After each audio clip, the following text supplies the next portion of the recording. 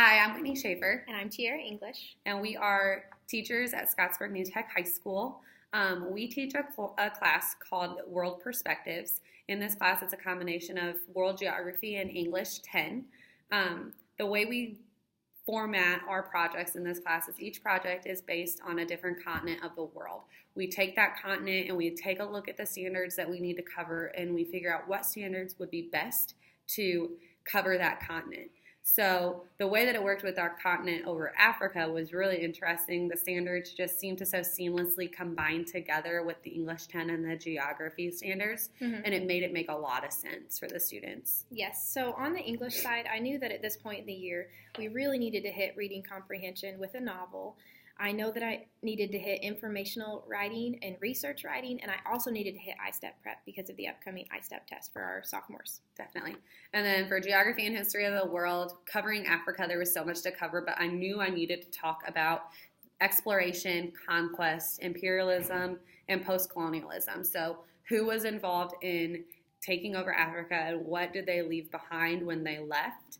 I also knew I needed to talk about climate and the physical geography of Africa and what the conflict and cooperation of human interactions were in that continent. So our driving question for our project was, how do we as people of the world analyze issues of the continent of Africa so that we can make a difference in the lives of the people living there? And the title of this project is called Water for Africa. And the title was created based on what the kids came up with, and I'm going to talk a little bit about that. So for our entry event, for our project, we had Stephen Udi, who is a representative of New Life Ministries, which is a local organization here in Scottsburg, who has traveled many times to Africa. We had him come in, and he was able to talk about his experiences in Africa to the kids and just share things that he's went through. And from his talk and his discussion, he and the class were able to come up with issues that were going on in Africa. And going back to our driving question, it was, how do we analyze these issues to make a difference in the lives of the people living there? And one thing that really stuck out to our kids when they made this list was this issue with water purity. So it worked out really nicely that Stephen Udi is actually, the organization that he works for, New Life Ministries, provides water purifiers for Africa. So it just worked out perfectly, and the kids decided, the best way to meet this driving question is to partner with him and place a water purifier in Africa. Except whenever he told us how much it would cost, I think Whitney and I were ready to have a heart attack, but the kids were really excited. The cost was $2,000. Definitely. So doing it this way, normally when we do projects, we say, here's the driving question, here's our entry event, and we kind of have ideas in the back of our mind of where the kids are going to go with things. And this project, we had ideas, and none of the ideas are what the kids came up with. We never would have thought, let's raise $2,000 for a water purifier. So it was true PBL for us. We didn't all have any idea of the direction that this project was going to go, and the students were the ones that chose that. And it was really cool because it gave them that buy-in. It gave them that sense of ownership over the whole project. And it was interesting because we still had all the standards we have to meet. And so a lot of the raising of the money had to be done outside of class. And we had to be clear with them in that at the beginning, like, this is agency. You have to be on top of this. Yes, so we benchmarked out our content and check-ins with the kids throughout the process of this because they decided to raise money by creating fundraisers. They came up with a variety of things, but we had to benchmark that out. So I'm going to explain those benchmarks. So in the first benchmark, I went ahead and had my kids read a novel called A Long Walk to Water, which is a first-hand experience of someone in Africa and his experience of, it's really water scarcity, but it tied in with what we were covering geographically and with the reading comprehension. The kids read this, and they filled out questions as they read, and then they participated in Socratic seminars where they talked about what they read. And this is also a time that they created their group fundraiser plan because we knew we needed to do that part in class so that they could implement that plan throughout the project. It was also during this benchmark that we had Trey Zor come in, and he also works with New Life Ministry. He is actually from the Democratic Republic of the Congo. He is the person at New Life that goes and places the purifiers where they would go. So he would actually be the one to place our water purifier if we were to reach our goal. He was able to give them that firsthand account of what it's like to live in Africa and to deal with those issues of water scarcity and water purity, because our kids, they don't deal with those issues. So it was a really cool experience for them.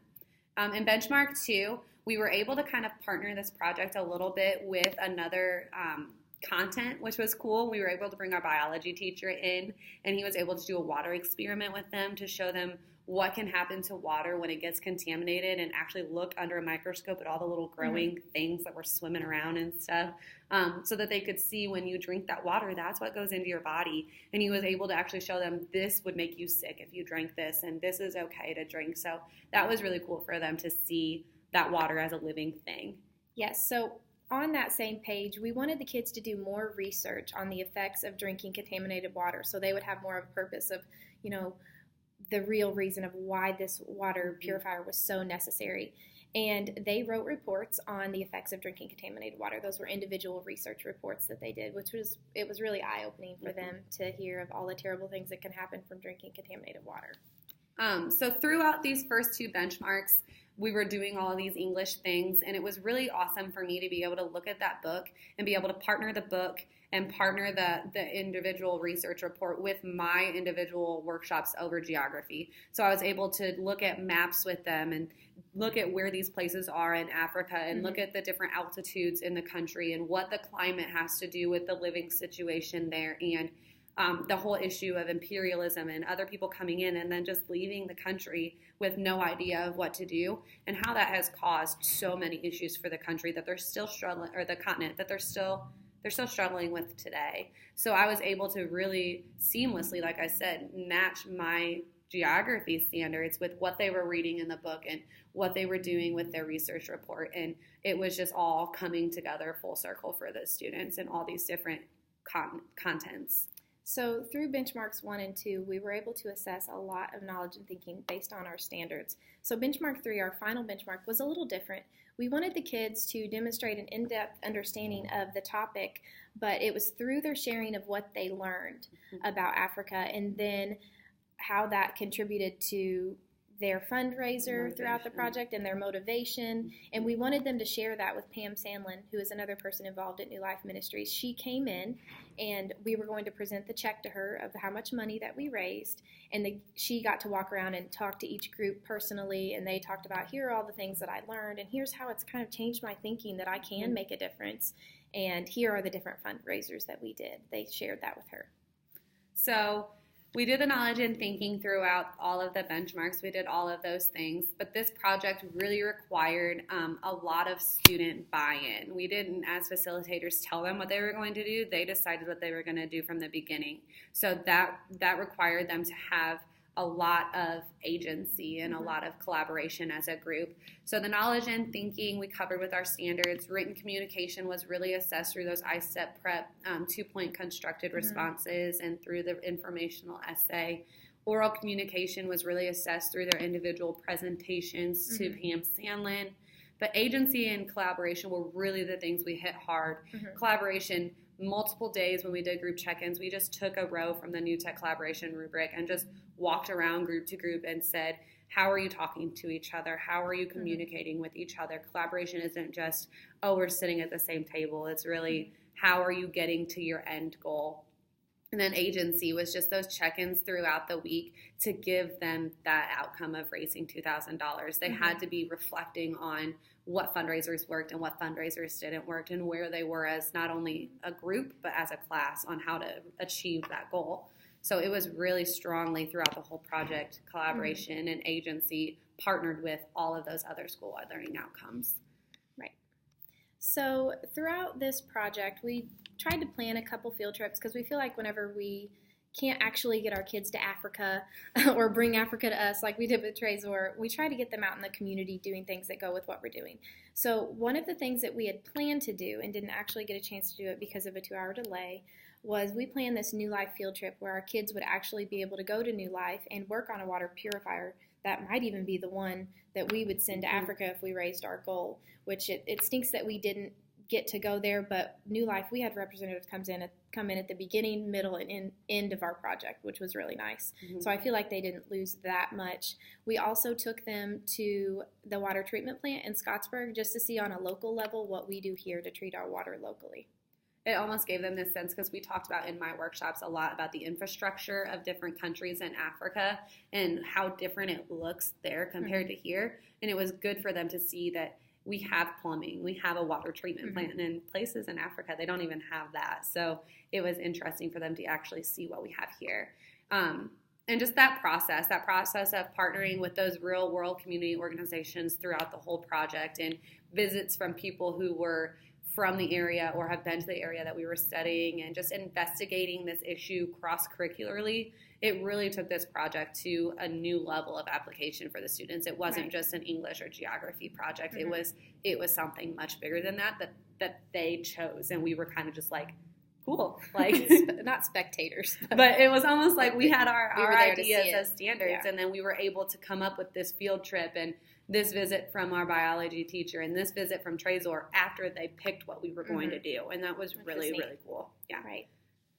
So if we did anything differently with this project and did it again, personally for me, I just would love to cover more geography standards. I covered so much content in this project, but I covered a lot of the issues and what was going on in Africa because that met our driving question. But I would love to take a look at the cultural pieces of Africa. What makes this tribe different than this tribe, or what's going on in this country compared to this country?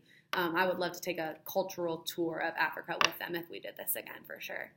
And my thing that I might change is that although the book was awesome and it just went perfectly with the content, is I wish it had been a little more challenging for the kids, because it was an easy read. And I tried to couple that with nonfiction articles to make it a little bit more difficult, but I wish I had a higher level novel that could go with something like this a little better. But the content it fit too well to not read it in class. So we just coupled that with the articles as well. So this project, in sum, was the most authentic project that we've ever done. I've been teaching 7 years. Whitney's been teaching 4 years. And it's the most authentic thing that my kids have ever done. And it's because they came up with it. So that's what made it so authentic. It really screamed true PBL. Yeah.